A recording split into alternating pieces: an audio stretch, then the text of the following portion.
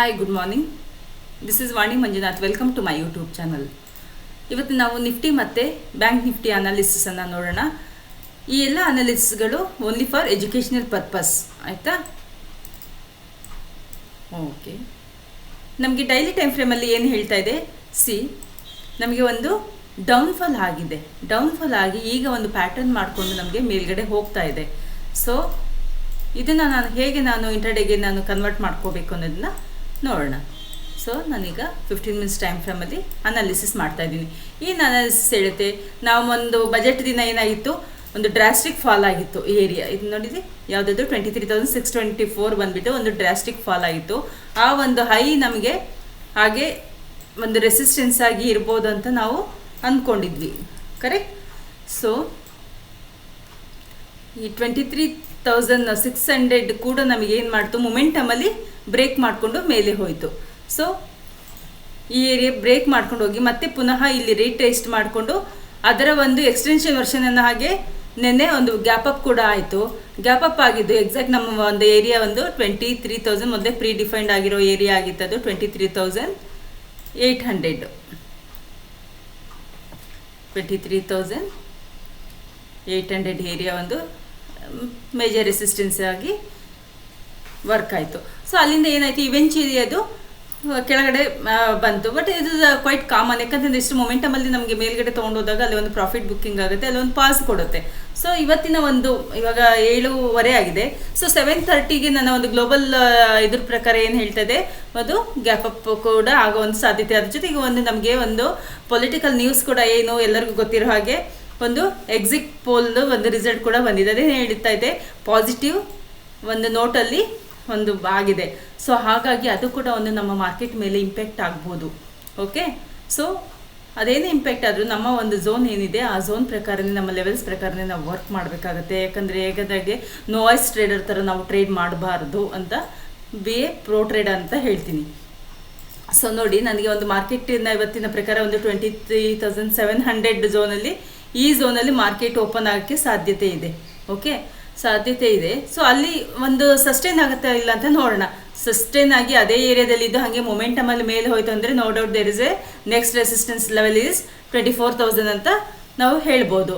If suppose ಏನಾದ್ರು gap up ಆಯ್ತು ಇವತ್ತಿನ ಜಸ್ಟ್ ಇದಕ್ಕೆ ರಿಯಾಕ್ಟ್ ಆಯ್ತು ಅಂತಂದರೆ ಅಲ್ಲಿಂದ ಮತ್ತೆ ಪುನಃ ಬಂದು ನಮ್ಮ ಝೋನ್ಗಳು ಆ್ಯಸ್ ಯೂಶುವಲ್ ನಾವು ಅಂದ್ಕೊಂಡಿರೋ ಹಾಗೆ ಇಲ್ಲಿ 23,500 ಝೋನ್ ಎಲ್ಲ ನಮಗೆ ಒಂದು ಸಪೋರ್ಟ್ ಆಗಿ ವರ್ಕ್ ಆಗುತ್ತೆ. ನಾನು ಇವಾಗ ಏನು ಮಾಡ್ಬೋದು, ಒಂದು 15 ಮಿನಿಟ್ಸ್ ಇದನ್ನ ಸೆಟಲ್ ಡೌನ್ ಆಗೋಕ್ಕೆ ಬಿಡಬೇಕು. ನೆಕ್ಸ್ಟ್ ನನ್ನ ಒಂದು ಪ್ರೈಸ್ ಆಕ್ಷನ್ ಪ್ರಕಾರ ನಾನು ಒಂದು ಚಿಕ್ಕ ಒಂದು ಸ್ಟಾಪ್ ಲಾಸ್ ಇಟ್ಕೊಂಡು ನನ್ನ ಒಂದು ಸೆಟಪ್ ಬಂದರೆ ನಾನು ಟ್ರೇಡ್ ಮಾಡಬಹುದು. ಓಕೆ, ಇದು ನನ್ನ ಒಂದು ನಿಫ್ಟಿಯ ಅನಾಲಿಸಿಸ್ ಆಗಿದೆ. ಈಗ ನಾವು ಬ್ಯಾಂಕ್ ನಿಫ್ಟಿನ ನೋಡೋಣ. ಬ್ಯಾಂಕ್ ನಿಫ್ಟಿ ಈಗ ಪ್ರೆಸೆಂಟ್ ಏನು ಇದು,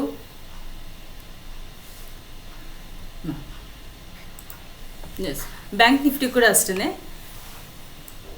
ಒಂದು ಮೊಮೆಂಟಮಲ್ಲಿ ನಮ್ಮ ಒಂದು ಪ್ರೀವಿಯಸ್ ರೆಸಿಸ್ಟೆನ್ಸ್ನೆಲ್ಲ ಬ್ರೇಕ್ ಮಾಡಿ ಮೇಲ್ಗಡೆ ಹೋಗಿ ಒಂದು ಗ್ಯಾಪ್ ಅಪ್ ಆಗಿ ಆ ಝೋನಲ್ಲೇ ಲೈನ್ ವಾಕ್ ಮಾಡ್ತು.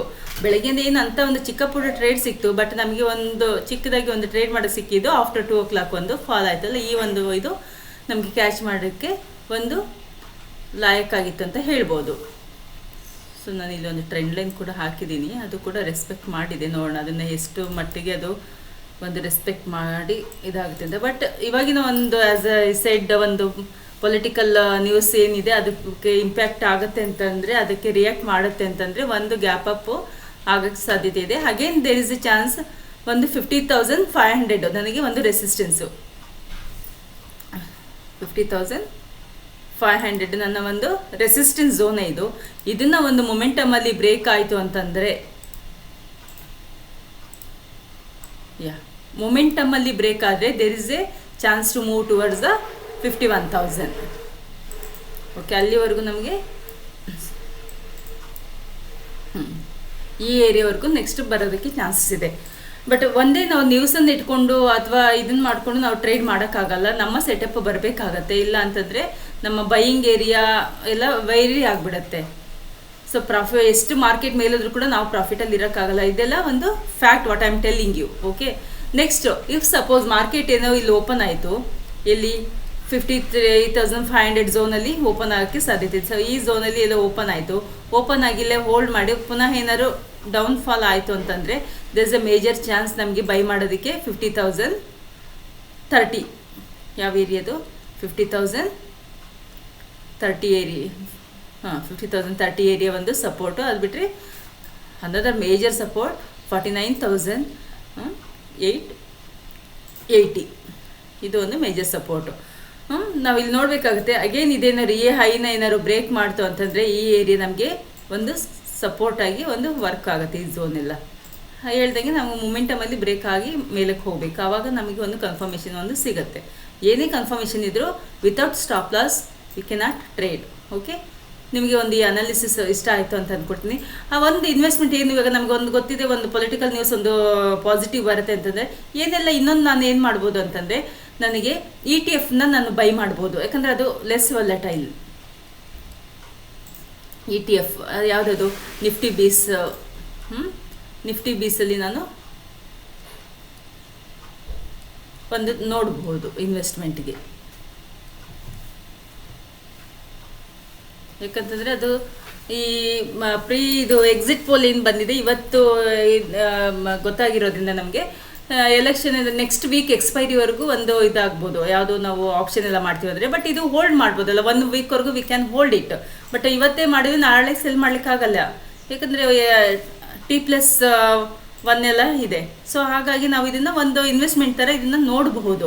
ಇದು ನನ್ನ ಒಂದು ಎಜುಕೇಷನ್ ಪರ್ಪಸ್ ಆಗಿರುತ್ತೆ ಅಷ್ಟೇ. Just you observe it. I hope ನಿಮಗೆಲ್ಲ ಒಂದು ಇನ್ಫಾರ್ಮೇಷನ್ ಸಿಕ್ತು ಅಂತ ಅಂದ್ಕೊಳ್ತೀನಿ. Thank you for watching my video. Have a nice trading day.